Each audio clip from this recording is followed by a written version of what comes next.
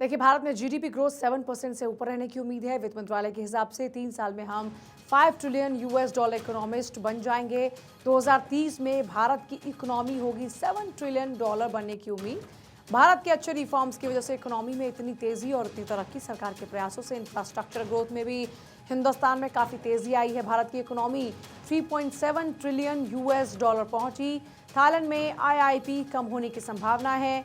Indonesia के farm export बढ़ने की संभावना है।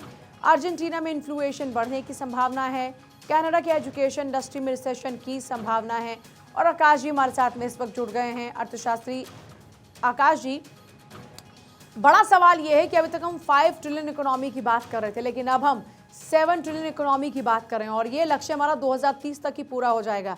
और इसकी बड़ी वजह है सरकार की अपनी स्ट्रैटेजी, सरकार के अपने काम करने का तरीका।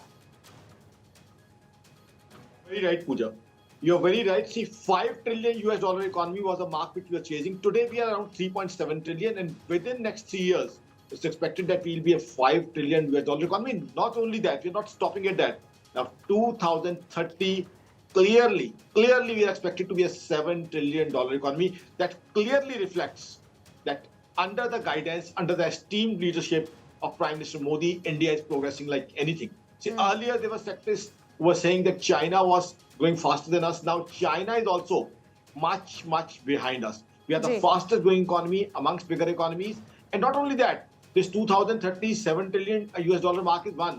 Apart from that, global experts, they believe that by 2035 we may be a 10 trillion US dollar economy. तो मेरा भारत, मेरा हिंदुस्तान तरक्की कर रहा है।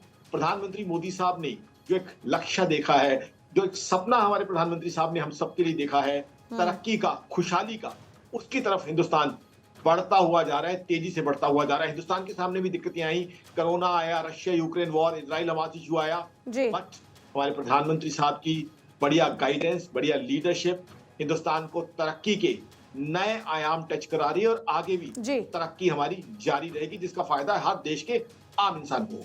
बहुत शुक्रिया आकाश जी आपका इस पूरी जानकारी के लिए, इस पूरी बातचीत के लिए। तो देखिए, एक तरफ जहां आप देख रहे हैं कि अगर वर्ल्ड लेवल पर देखा जाए तो काफ़ी सारे कंट्रीज़ में एक तरफ जहाँ रिसेशन का दौर देखने को मिल रहा है, दूसरी तरफ भारत का जो अपना लक्ष्य है वो बड़ा क्लियर है और ये बढ़ते हुए भारत का लक्ष्य